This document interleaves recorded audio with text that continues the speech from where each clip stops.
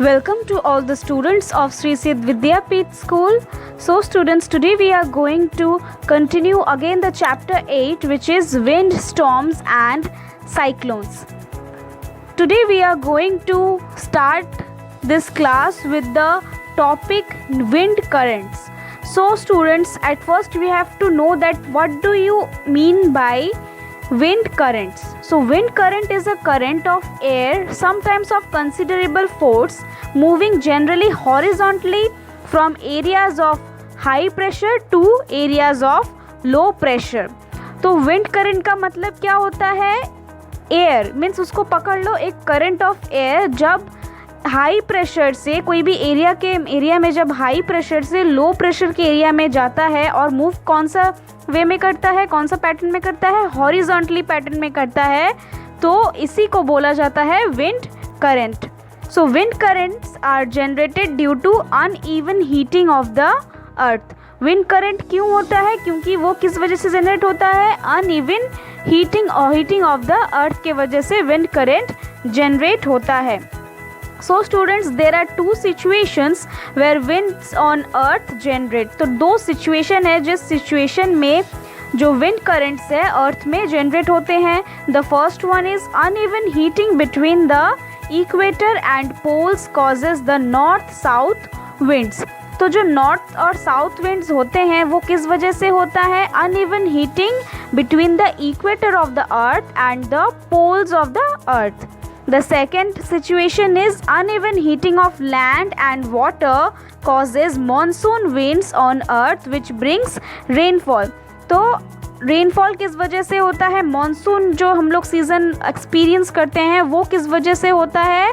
Uneven heating of land and water which causes monsoon. Okay, so the first situation we will going to study this situation in a detail, like the uneven heating between the equator and poles causes the north and south winds. तो कैसे ये जो uneven heating है equator और poles के बीच में अर्थ के, कैसे नॉर्थ और साउथ विंड्स क्रिएट करता है, कैसे ये जनरेट करता है? So first of all, we know that the earth is divided into circular lines called latitude that specify the north-south position of a place on the globe. तो हम लोगों को पता ही है कि अर्थ को डिवाइड किया गया है एक सर्कुलर लाइंस में. सर्कुलर लाइंस में अर्थ को डिवाइड किया गया है जिसको क्या कहा जाता है? लैटिट्यूड्स, जो क्या स्पेसिफाई करता है? नॉर्थ और साउथ पोजीशन. कोई भी जगह के ग्लोब में कोई भी नॉर्थ और साउथ पोजीशन क्या कौन स्पेसिफाई करता है? Latitude, circular lines. Also the equator is latitude that is perpendicular to the axis of the earth's rotation. तो जो इक्वेटर होता है वो भी एक लैटिट्यूड है और परपेंडिकुलर है. अर्थ जो रोटेट कर रहा है एक एक्सिस में, इक्वेटर क्या है? उसका परपेंडिकुलर है. Okay, The regions that are closed to the equator receive maximum sunlight on the earth. तो जो रीजन है इक्वेटर का वो सबसे ज़्यादा मैक्सिमम जो सनलाइट है वो एक्सपीरियंस करता है. मतलब इक्वेटर में सबसे ज़्यादा सूर्य की किरणें गिरती हैं. Hence the air in these regions is generally warm. तो इस रीजन के जो एयर्स हैं वो जनरली क्या हैं? गर्म होते हैं. and the warm air therefore rises up above and the cold air from the latitude around the equator moves in that place. तो इसी वजह से ये जो गर्म हवा है ये क्या होता है? एक्सपैंड करती है, मतलब फैलती है, फिर लाइट वेट में होती है. तो अगर वो उसका वेट लाइट हो जाता है तो क्या होता है? ये ऊपर उठती है. ऊपर उठती है मतलब राइज करती है. और जो कोल्ड एयर है जो लैटिट्यूड के वहाँ से क्या करता है? इक्वेटर के तरफ मूव करता है. तो ये जो कॉन्सेप्ट है ये हमने पढ़ा है अपने पिछले चैप्टर्स में कि जो गर्म हवा होती है क्या करती है? वो अर्थ सरफेस में जो जब भी मतलब सनलाइट गिरती हैं तो वो क्या रिलीज़ करती हैं? गर्म हवा, मतलब वार्म एयर जो कि गर्म होता है और जो क्या करता है? एक्सपैंड करता है, यानी फैलता है. और उसका वेट भी हल्का होता है और वेट हल्का होने की वजह से वो क्या करता है? राइज करता है, मतलब उसका प्रेशर क्या है वो लो हो जाता है। इसी तरह से जो कूल एयर है उसमें क्या प्रेशर है, उसका प्रेशर बहुत हाई होता है। और कूल एयर जो होता है मतलब वार्म एयर जब ऐसे ऊपर उठ जा रहा है, जब वो एटमॉस्फेयर के एकदम पास में आ जाएगा तो फिर क्या होगा, वो कूल एयर में बदल जाएगा। तो कूल एयर में जब बदल जाएगा तो उसका प्रेशर क्या होगा, इंक्रीज होगा, मतलब उसका वेट हैवी हो जाता है, ये हमने पढ़ा था। तो जब हैवी वेट हो जाता है तो वो धीरे धीरे नीचे आने लगता है। सो नाउ यही कॉन्सेप्ट यहाँ पे भी सेम कॉन्सेप्ट यूज़ किया गया है, सेम कॉन्सेप्ट यहाँ पे भी समझाया जा रहा है। सिमिलरली क्या है, cold winds from north and south poles move towards the equator and the neighbouring latitude and the circulation of winds takes place on the earth. तो उसी वजह से सिमिलरली जो नॉर्थ और साउथ पोल ज़्यादातर ठंडी होती है, मतलब वहाँ पे कोल्ड एयर है और वहाँ पे सनलाइट जो है वो ज़्यादा नहीं पड़ती है, स्लैंटिंग होके पड़ती है, तिरछा होके पड़ती है। तो इसी वजह से वहाँ पे अब क्या है, ज़्यादातर ठंड है। और ठंड मतलब वहाँ पे एयर क्या है, कूल एयर है। तो इसी वजह से वो हैवी है और वो क्या करती है, नीचे मतलब नीचे गिरती है। और तो वो क्या करती है, किस तरफ मूव करती है, इक्वेटर के तरफ मूव करती है। और जो नेबरिंग में उसका जो लैटिट्यूड है और जो विंड्स है वहाँ पे उसका विंड सर्कुलेशन टेक्स प्लेस होता है, मतलब वहाँ पे उसका जो विंड सर्कुलेशन वहाँ पे होता है। तो इसी का मतलब होता है uneven between heating between the equator and poles which causes north and south winds. तो यही कॉन्सेप्ट के वजह से जो हीटिंग, अनइवन हीटिंग के वजह से जो इक्वेटर और पोल्स के बीच में नॉर्थ और साउथ विंड का इसी तरीके से एक उत्पन्न होता है, मतलब यही नॉर्थ और साउथ पोल का कॉज होता है। ओके, तो now the warm air rises and the cooler air from the regions in the 0 to 30 degree latitude belt on either side of the equator moves in। तो जो गर्म हवा होता है वो राइज करता है और जो ठंडा हवा होता है वो क्या करता है, 0 से 30 डिग्री का जो लैटिट्यूड बेल्ट है, अगर आप ग्लोब देख रहे होंगे, आपको अर्थ का पूरा एकदम डायग्राम आपको अगर दिख रहा होगा, तो जो 0 से 30 डिग्री का जो बेल्ट है उसके तरफ वो, उसके आइदर साइड मतलब उसके पास वाले में वो इक्वेटर की तरफ वो मूव करती हैं। So now after that these winds blow from the north and the south towards the equator. At the poles the air is cooler than that at latitude about 60 degree. तो जो ये winds होती हैं ये कहाँ से शुरू होती हैं, तो नॉर्थ से साउथ की तरफ बढ़ती हैं, यानी नॉर्थ मतलब पोल्स के तरफ से इक्वेटर की तरफ बढ़ती हैं, जो कि कूलर एयर है। और जो पोल्स के पास जो एयर कोल्डर है वो कौन से लैटिट्यूड में है, 60 डिग्री के लैटिट्यूड में है। The warm air at these latitudes rises up and the cold wind from the polar regions rushes in to take its place. In this way the wind circulation is set up from the poles to the warmer latitudes। तो जो warm air होती है latitudes में अभी हमने पढ़ा था कि राइज करती हैं, और जो कोल्ड विंड है वो पोलर रीजन की तरफ बढ़ती हैं और वहीं से इसी से वो टेक्स प्लेस होता है। और जो विंड सर्कुलेशन इसी तरीके से warmer latitude to colder latitude इसी तरीके से वो मूव करती हैं। So the wind would have flown in the north and south direction from north to south और फ्रॉम साउथ टू नॉर्थ। इसी तरीके से जो विंड है वो कभी नॉर्थ से साउथ की तरफ आती है और साउथ से नॉर्थ की तरफ जाती है। A change in direction is how ever caused by the rotation of the अर्थ। और जो भी जब भी कोई ये जो डायरेक्शन चेंज हो रहा है मतलब नॉर्थ टू साउथ हो रहा है, ये क्यों हो रहा है, just because of the earth rotation, क्योंकि अर्थ रोटेट कर रहा है, इसी वजह से ये जो चेंज इन डायरेक्शन हो रहा है।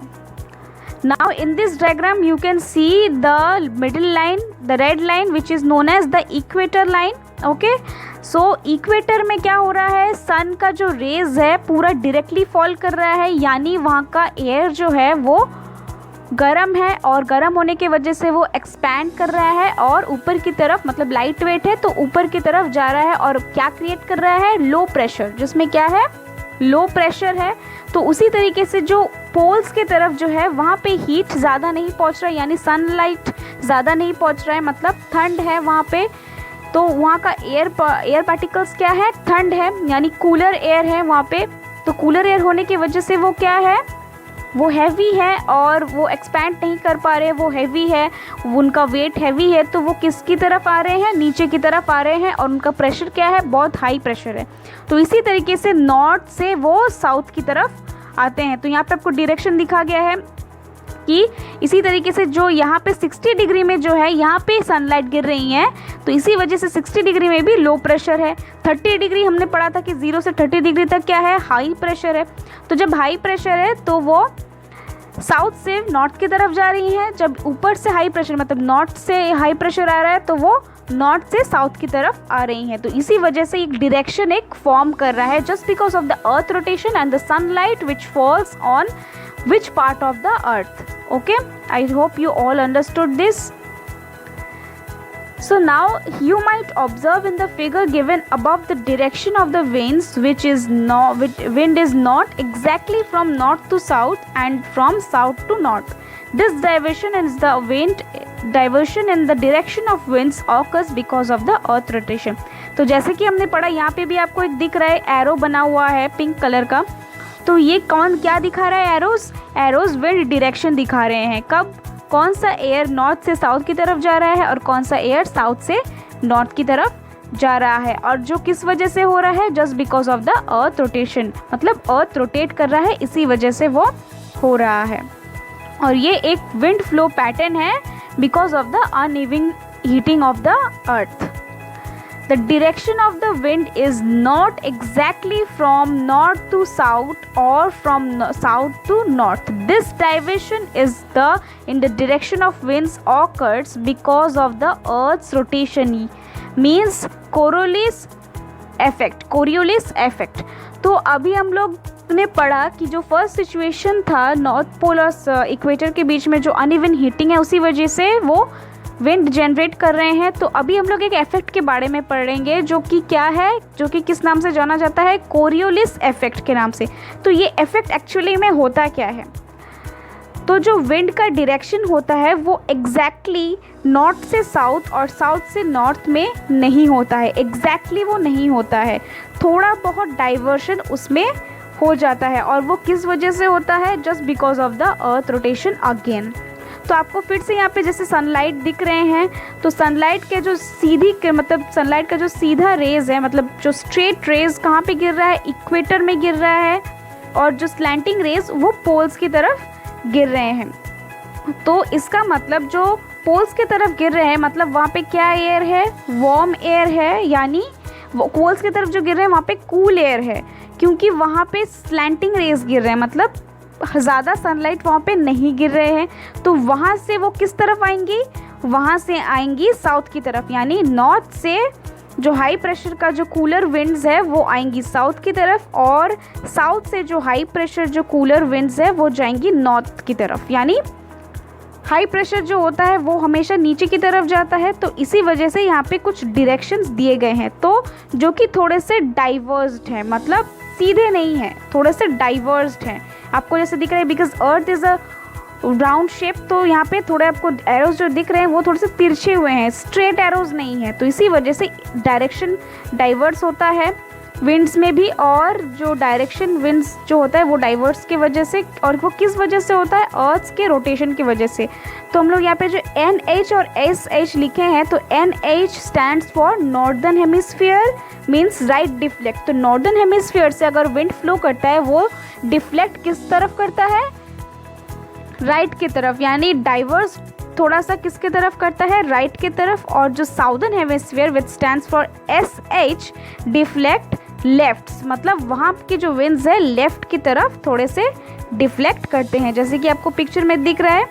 नॉर्दर्न हेमिस्फीयर के जो विंड्स है वो राइट की तरफ डिफ्लेक्ट करते हैं, और जो साउदर्न हेमिस्फीयर के जो विंड्स हैं वो लेफ्ट की तरफ डिफ्लेक्ट करते हैं। तो और इसी इफेक्ट को बोला जाता है कोरियोलिस इफेक्ट।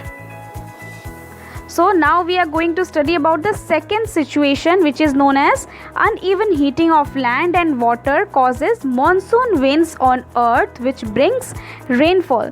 तो अभी हम लोग वो जो सेकेंड सिचुएशन है जहाँ पे लैंड और अनइवन हीटिंग ऑफ लैंड और वाटर की वजह से क्या कॉज कर रहा है, मॉनसून यानी रेनफॉल अर्थ में हो रहा है। वो किस वजह से हो रहा है, So in the summer season, the land near the equator gets warmer and its temperature generally remains higher than the oceans. तो समर सीजन में क्या होता है, इक्वेटर के वहाँ पे मतलब समर सीजन में यानी बहुत हार्ड सनलाइट होता है, तो सनलाइट अगर इतना ज़्यादा होगा मतलब वहाँ का एयर जो है बहुत ही गर्म होगा।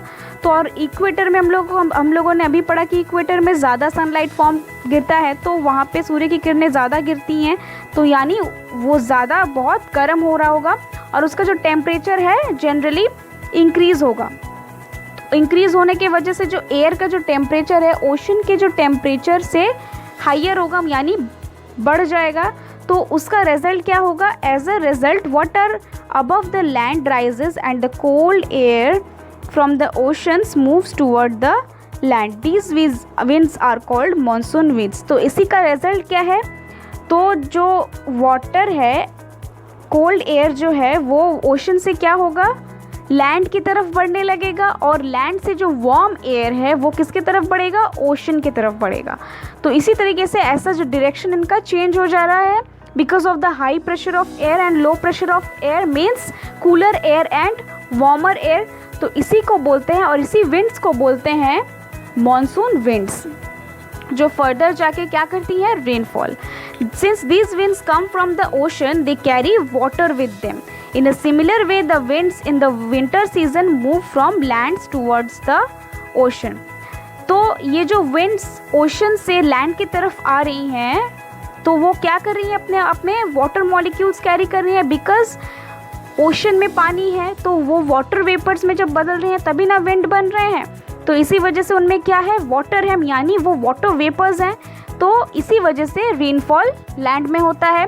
और इसी तरीके का जब विंटर सीजन में क्या होता है, जो विंड्स हैं वो उल्टा हो जाता है।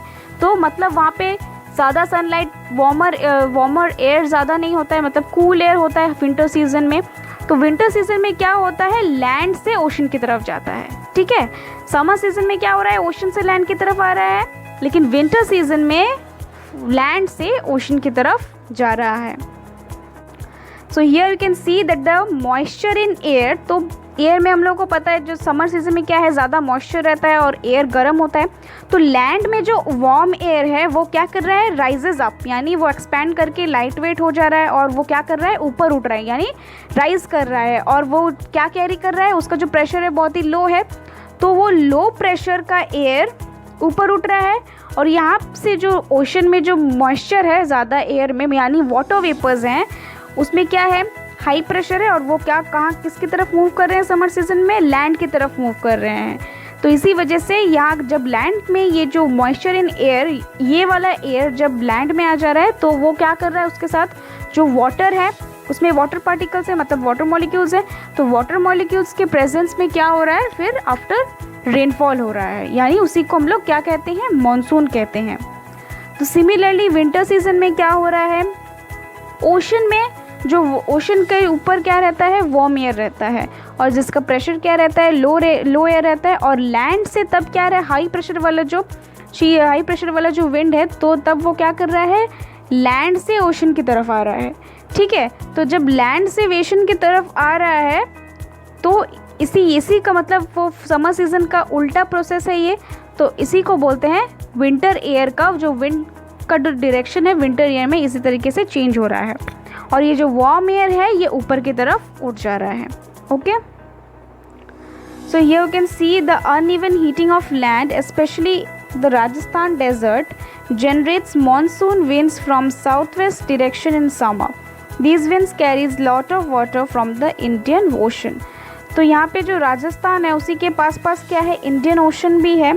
तो यहाँ पे कुछ विंड्स के डायरेक्शंस दिए गए हैं, कैसे विंड लैंड से ओशन की तरफ मूव कर रहा है और ओशन से लैंड की तरफ मूव कर रहा है और बहुत सारे वाटर भी उसमें वो कैरी आउट कर रहा है। तो ये कुछ डायरेक्शंस हैं विंड्स के। सिमिलरली यहाँ पे विंटर सीजन के कुछ डायरेक्शंस हैं जहाँ पे जो विंड है वो नॉर्थ वेस्ट मतलब कोल्डर लैंड में जनरेट कर रहा है और इसी तरीके से जो विंड है बहुत कम वाटर, मतलब उसमें बहुत कम वाटर है और वो बहुत स्मॉल अमाउंट ऑफ रेनफॉल होता है इसीलिए विंटर में।